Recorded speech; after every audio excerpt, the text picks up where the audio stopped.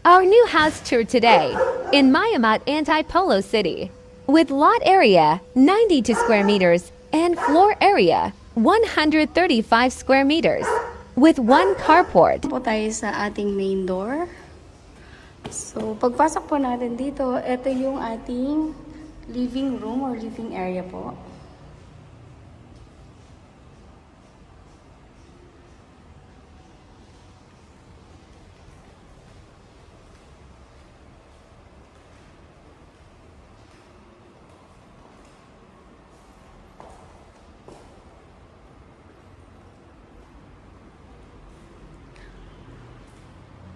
And dito naman po yung ating dining.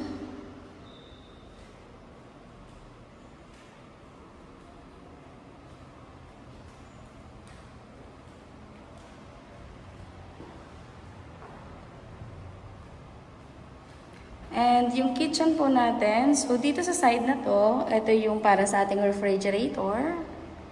And meron na siyang kasamang built-in cabinet. Yung range hood at saka yung stove po, ready na din siya. So yung stove natin, parang I think pwede siyang electrical.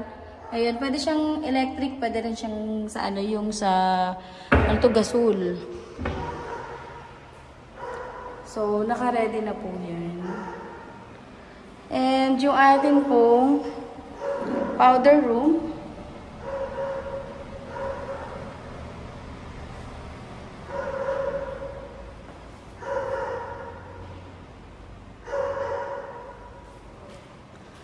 So, meron po tayo ditong maid's room.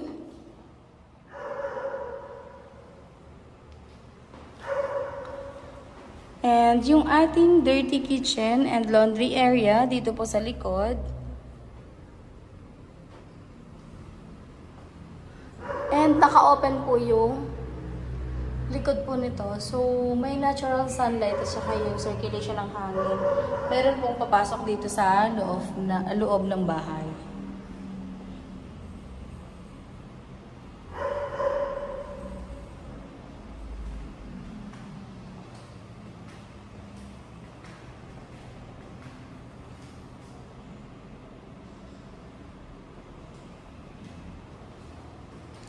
Akit naman po tayo sa second floor.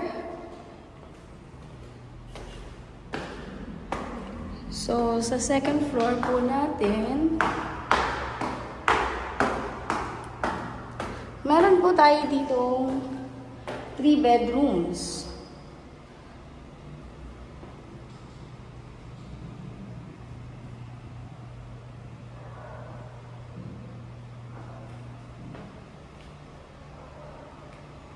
Yung first bedroom po natin, meron na siyang kasamang built-in cabinet. And yung nakaabang para sa window type na aircon.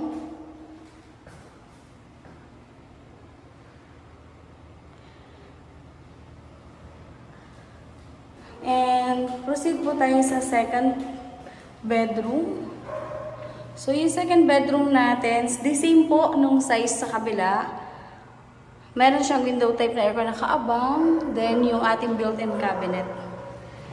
And, ito naman po yung ating common toilet and bath. Ang cute niya, ganda. And, yung ating master's bedroom. Wow!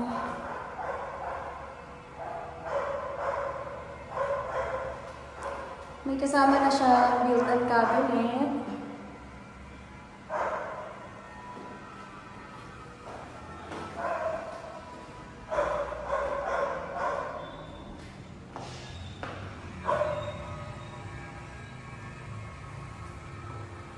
And ang maganda po, ay ano ba? Dito muna tayo sa toilet and bath po niya. So may sarili siyang toilet and bath. And yung, ito pong isang pinto, ito yung sa ating balcony. So, malawak yung balcony natin. Pwede pa tayo maglagay ng table dito, yung parang coffee table, ganun. So, ang maganda, kung mababasa po siya, meron siyang drainage. Ayan. So, dalawa yung drainage po dito sa balcony.